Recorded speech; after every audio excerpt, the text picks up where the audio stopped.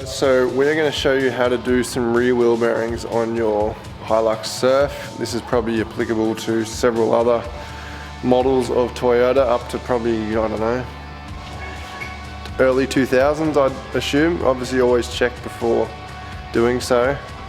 My good friend Benny here might know the more specific details of wheel bearing design.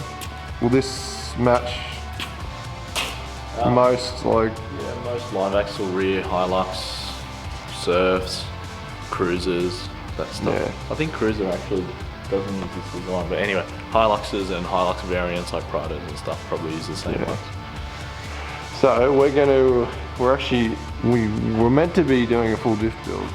So that's come to a screeching halt after we realised the ring gear and the pinion are fucked. The bearing kit that was sent is different. The pumpkin's actually out of a Prado, so the bearing kit was meant to suit that pumpkin that was meant to be in this. So everything's wrong, so we're back to ground zero, but we can still do wheel bearings. So you can see in my video stripping down the diff. I'll put a link in the description, or actually up in the top corner. But these are out. We're going to show you how to rebuild them. It should be pretty straightforward. They're showing pretty bad signs of damage. This one's totally stuck. There should not be that much play in it. Yeah. So we might see something good when we pull this apart. That'll be fun. The other side seems to be medium damage. Yeah, so that's... Yeah, that's a lot better. Not good. Yeah. So that would explain why my car handled like shit for the 10 minutes that I've driven it so far since I've owned it. Well, there's various things. We're slowly getting to the bottom of all of them. Yeah, it's actually a good thing. Front end's done, which you can also see in another video. We've done the full front rebuild, bearings, steering links, brakes, all that. So you can check that in another video if you need to see that. But yeah, like Ben said, we're slowly working through, getting shit done. Yeah, like I was saying, you definitely wouldn't be throwing your swag in the back and going bush. No. Well, you could have, might not make it back. It might be staying bush. It might be staying bush. Yeah. And we've also realised that it's got 200 series springs and shocks. Well, these shocks are definitely out of a 200 series. Yeah. So, backstory. You were saying they're stock springs.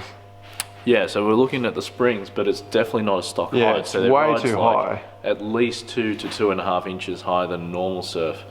But when we looked at the springs, these are stock Toyota springs. When we couldn't really work out which model they were out of. And then Genius over here behind the camera decides to run the part number off the shocks. The first smart thing I've done all day. And turns out they're out of a 200 series. So that may be a cheap way to get some lift and decent performance out of it. Yeah, and they may not be super soft like we initially thought, like the original springs usually are. Yeah. So I literally bought a... I got some spare doors because those ones are full of rust. And I actually bought a 2-inch lift, which is up here. We've got some Lovell springs and also some Gabrielle Ultra shocks. I've also got some front shocks down there in my box of tricks, but... Are you going to talk about this exciting thing, or is that going to be a surprise for later? Oh, the L67 conversion. Oh, now you've let it drip. No, we've already spoken about this. Oh, we have? Yeah. Alright. Everyone knows. Everyone. But it may not happen. We might get some serious power out of this turbo diesel. We're definitely getting some serious power, or we're going to break it trying. We're definitely going to break it trying.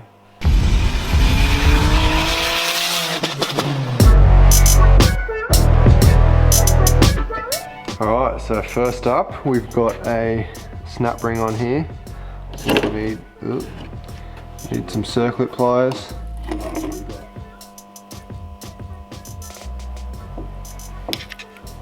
Do we get new snap rings in the kit? No. So, you actually need... handy tip, don't stretch it too much. Yeah, we actually need 2 to get under it.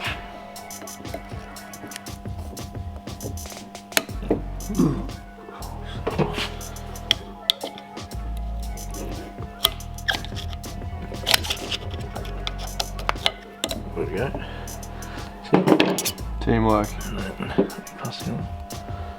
So it's pretty much just a matter of getting it out of the seat and then slowly working it up the shaft as Ben's doing. Well, it's not really the ideal way to do it, but work with what we got. Should be wearing safety goggles really. These things have a bad habit of like flying off sometimes. No, you just safety squint. Safety. That's what we do on the building site. Don't you learn about that in your theory? In the safety induction? Yeah. It's all about the safety squint. Just enough to see. Not exactly, stops ingress. So that was a bit of a fucking mission. Listen to that. What you want to hear from your bearings. Jeez. Whoa, look at that. Let me get a, move your body out of the way for a sec. Look at that. Okay. Wow. That is a fucking shagged wheel bearing. Look at all that fucking muck. Jeez. Yeah, I think. Lucky I've got all new shoes and brake hardware. What we might do is just strip all that junk off so we can get as close as possible to there to support it when we press the bearing out. Yep. So we don't warp it. But normally the factory Toyota way is there's a special tube that comes up to about here, and then there's a flange that bolts to there. So you bolt that down, support the tube in here, and then you press the axle through. So you're holding holding it here. But we'll just strip all the brake stuff off so we can get in as close as possible to the flange. And then press it out that way. Alright, so we kind of stopped filming for a minute because this thing was being a real bastard. But basically we've taken the handbrake off. They're pretty shit on these cars, I'm not gonna lie. Yeah, it's a real pain in the ass job. I did mention that it is a real pain, and it is. So we've got all the springs in here that hold the drum assembly together. They're pretty high tension springs. So what we thought we'd do, because it's all getting replaced anyway, it's all junk and covered with oil. Except the backing plate, obviously. Yeah, we're going to keep the backing plate. We sort of just levered them off these two pivots and got the whole assembly up and over, and then... Yeah, so we wound the adjuster in as much as we could to take some preload off the spring too, didn't we? Yeah, so we slackened off the adjuster, so it's got some movement, and then one person pushes the shoe this way, away from this ledge here. The other person flicks it up so that it comes up and over, and then you can just take the whole assembly out. And it's also a model on how to reassemble it all together. Yeah. So that's sitting on the bench over there. We've got this out now, and then we're going to put some support plates under here before we press the axle through the bearing. And we'll degrease the fuck out of that. Yeah. I hate when you touch shit and your hands are just... Yeah, everything ends up dirty. And then you can't touch anything. Yeah. So that's all just axle oil that's leaked out of the rear tube axle. So we'll get all of that cleaned up, and we just need to cut that bearing open. So yeah. Being the bearing king you are. There's something very, very worn, and you know, a big part of that could be the axle oil just all leaking through and we're washing all the grease away. But you can see an old matey here tried to stop the axle leak by sealing. Yeah, it all makes sense now. The drum to the hub is all elastic here from when he tried to stop. If you remember in one of my other videos, that wheel was literally siliconed on. Yeah, it was siliconed on, so he was trying to stop the oil leaking out. He probably made the brakes worse by containing all the oil in here. Fucking anyway, there you are. Alright, to the press. We've got pressing matters to get on with. Alright guys, so we're over here at the press. This is how we've got it set up. Ideally with that Toyota jig it'd be really good, but you can do it like this. Just got to make sure it's set up nice and true. So, moment of truth. Yeah, try not to warp that backing plate. Yeah.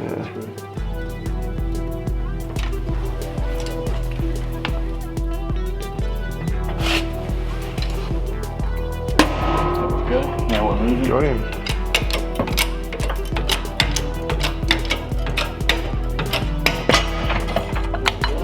Beautiful.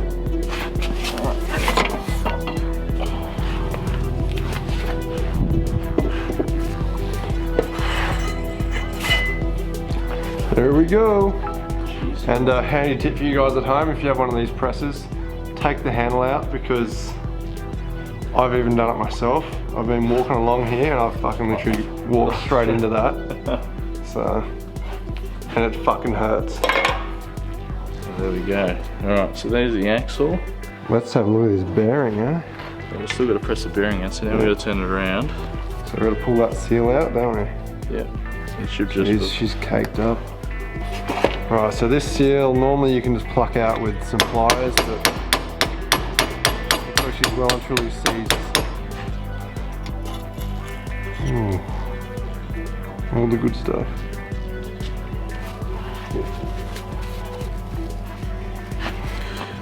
So that's all out.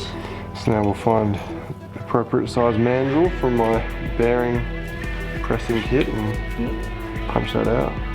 See, I've got my iometers, alright? I'm gonna choose one. Eye.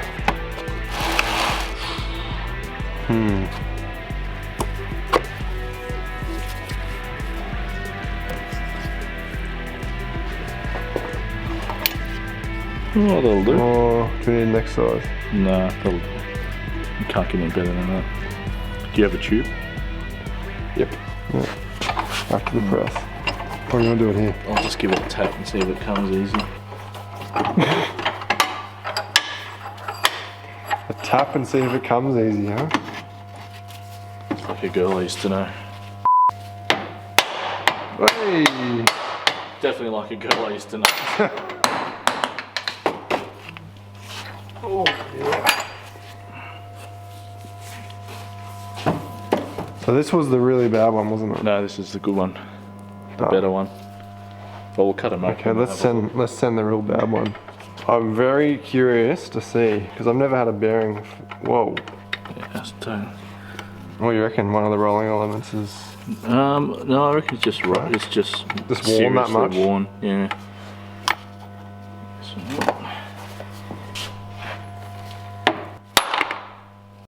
Okay, so first things first, I'm going to pluck the seals out. Partly because you just don't want to burn up the rubber anyway, because it's not good to breathe. But if that is Viton, it's not black. So if it is Viton, then it gives off carcinogenic gases when it burns, so you don't want to burn them. So just pluck them out. Because it's so worn, it's pretty easy. You can just get the screwdriver in there. I was going to say, normally it would not be that easy at all. So pluck them out, and in here, it also helps you can clean all the extra oil, so we Just some degreasy? No, I'll just wipe it down, so we Old don't school. cause a thermal incident. And see in there, heaps of corrosion. That's this pitted here, very, very heavy corrosion, so that's like salt water type corrosion. Also, interestingly, after the corrosion's happened, it hasn't been driven much after the corrosion, so it looks like it was stationary for ages and then started being driven again, because you can see the running track of the balls is over the top of the corrosion, and it's not highly polished or anything, so it hasn't driven much since it was stationary for a long time. You can also see just on the edge there's some stationary corrosion etching. So there we are, pretty heavy pitting, and you can see because the inner ring is turning all the time, it's what we call circumferentially loaded. So it's got a load zone all the way around, and it's worn through the pitting. So the pitting would have been there before, and it's worn all the way through, and that's why we had so much clearance in the bearing, because the rust and everything else has just worn that down. We also have the balls. Let's have a look at the balls. See the balls, they've got corrosion as well. A bit of pitting. Yep. Yep, so there we are. Contamination ingress.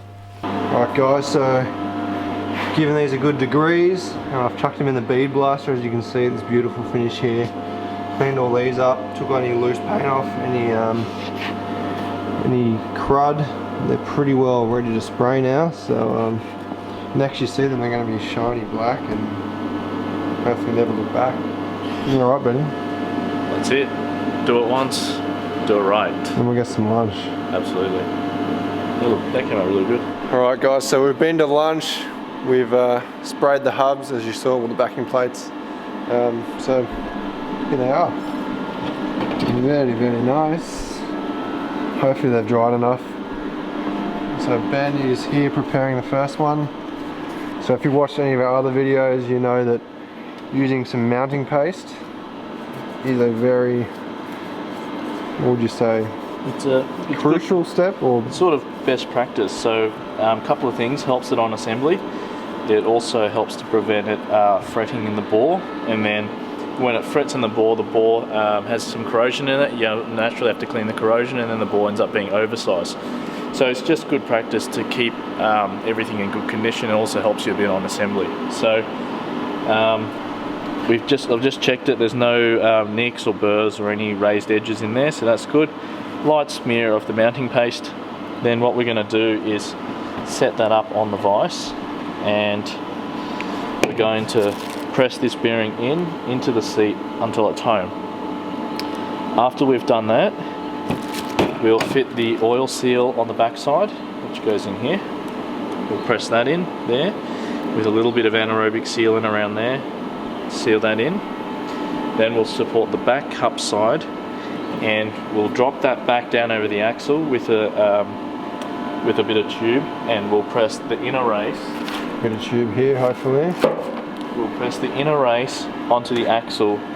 So this will be the tight fit here. Again, we'll coat that with some mounting paste, pressing against here, so we're not transmitting the mounting force through the bearing, which may Brunel it and damage it prematurely. So let's give that all a roll. And then finally, well, actually we push onto the bearing. Yeah, so we can push the whole thing on together.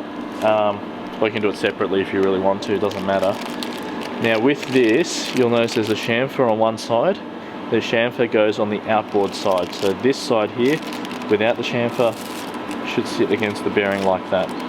And this is the lead into the wear seal on the axle. So that's important to get the right way around. Okay, so find ourselves a mounting tube.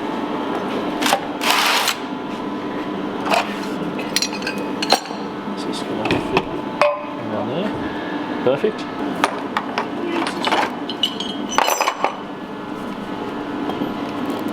Beautiful. Ben, first things first, don't scratch the Duco. Wash the Duco. Do not scratch my paint, mate. Put that down there. Oh. Is that, Well, that's a bit. oh, I think it's okay there. It just cleared, actually. That's right. Yeah. Bearing in. So is there a certain way these bearings go, or is it No, either or? either or, but what I'm going to do is put the writing on the outboard side, just force of habit. So. For easy inspection? That's it.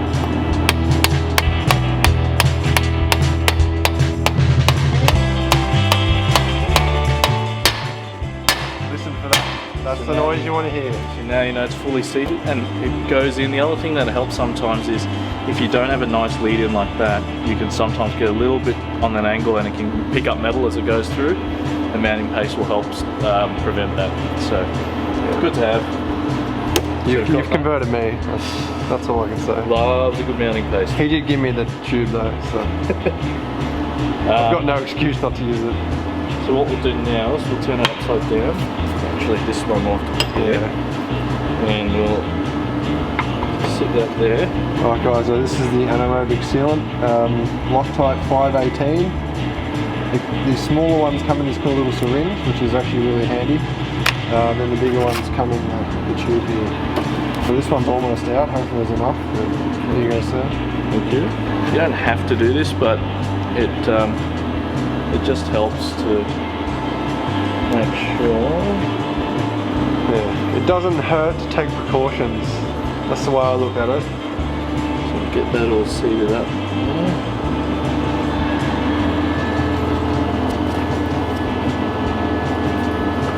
That is bloody perfect. But it also pays to keep old wheel bearing cartridges and just odd sizes like this. The other good thing about using the sealant is you can tell when it's fully flush because it squeezes the sealant out just a fraction. Okay, so now we have that all seated. We'll go grab the axle. I'm going to put some grease on this lip here, which will help prevent the seal from wearing the axle seal running surface prematurely.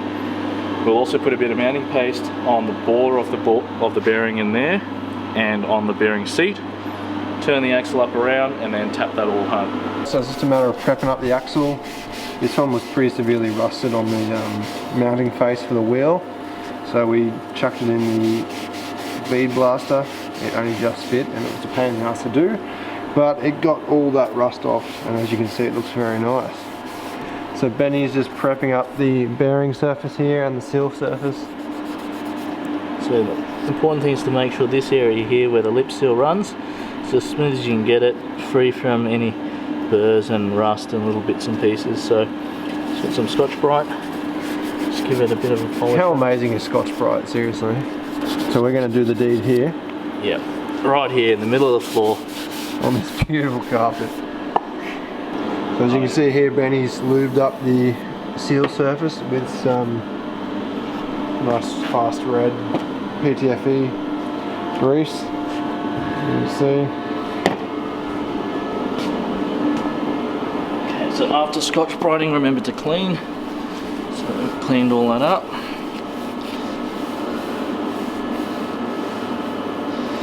Okay, now I've lubed the seal surface, which is this part in here. What I'm going to do is put just a little bit of mounting paste on the bearing seat, which is this part here, and also on the inside of the seal wearing. You don't want heaps of it on there, just the slightest smear.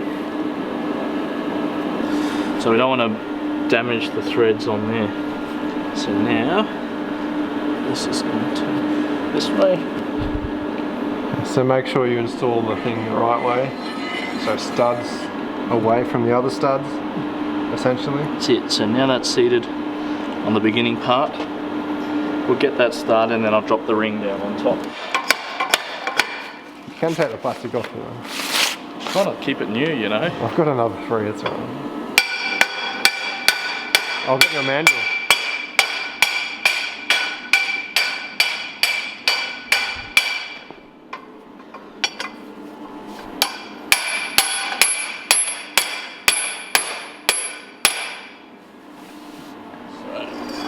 It's going down. Ooh, this pipe was a bit dirty on the inside.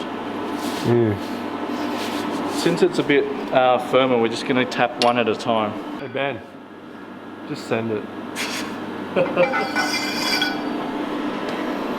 Okay, so that was all a bit dirty. We'll clean that out.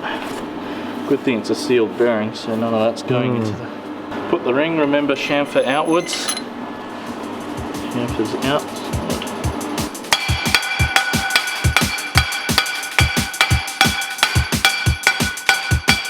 So you can do this on the press. It's just a lot more steps involved. So this is the way a lot of people do it.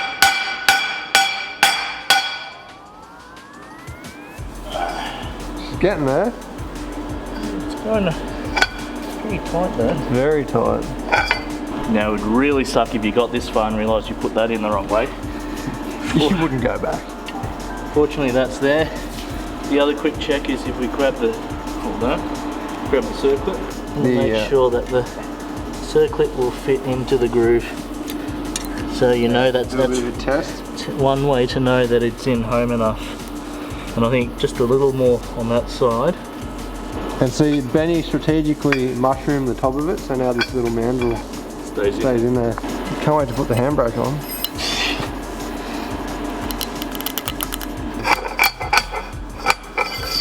And a little test. She's seated, if you can rotate that.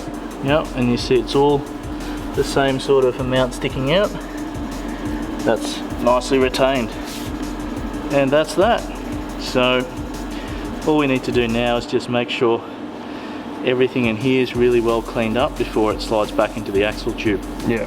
So these won't be going back in until we finish the diff, which don't know when that'll be. So Final for you guys, it'll literally be the next step. But how's it feel? Make sure that it's not notchy or anything. It's beautiful. Lovely. So they're a sealed unit, those bearings. Yep.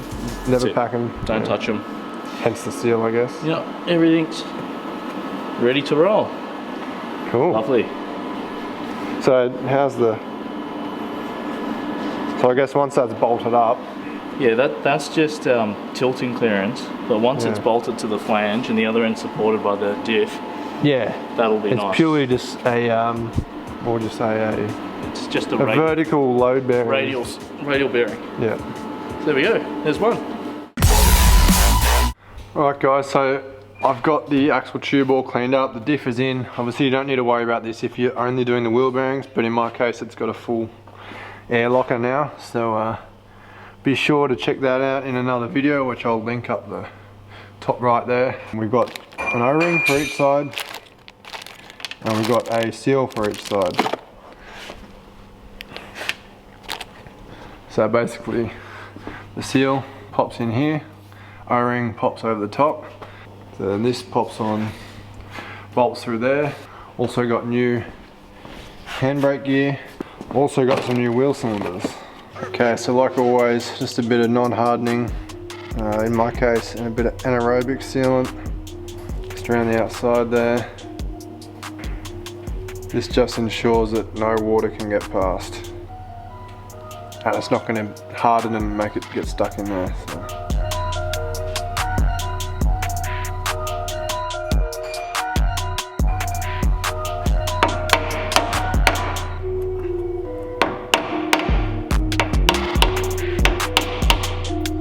And wipe off the excess.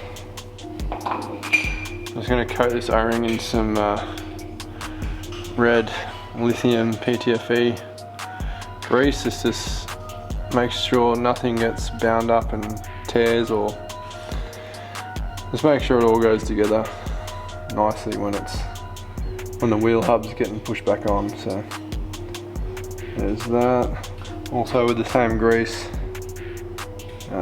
pack it on this, inside this V-ring lip on this seal.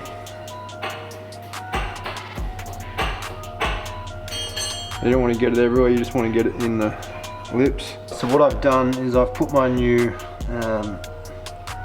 wheel cylinder in and mounted it. I'll take this protective thing out now. So basically it's the point where I've got to take this cylinder off. I'll try and do it as quick as possible to minimise brake fluid dripping all over my new goodies, but I'll kind of bend that out of the way. So I'll undo that now, and then we'll chuck that back in.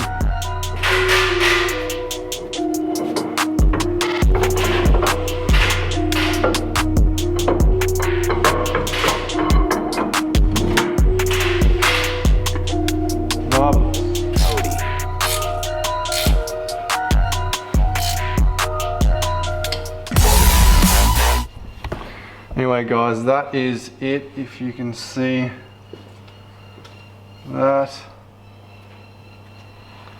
So it's obviously a matter of bleeding the brakes once you disconnect your wheel cylinder, adjusting the handbrake, which can be done.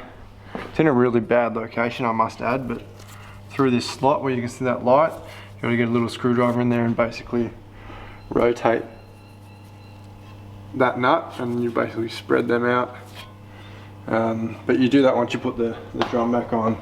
So I've got new outer drums as well, which are outside drying because I've sprayed them black. So all we're gonna do is whack them on, and we're pretty much good to go. So yeah, hopefully you guys found that helpful. It was my time learning, Brett's time learning as well. We've done it many times on other cars, but yeah, the springs on that thing are fucking solid, man. Anyway, got plenty more videos on this car, so go check them out. I'll put a playlist up in the top right corner for you, and yeah, don't forget to subscribe and like and share and comment, and go check us out on Faceballs as well. Signing off, Brett. Out of here.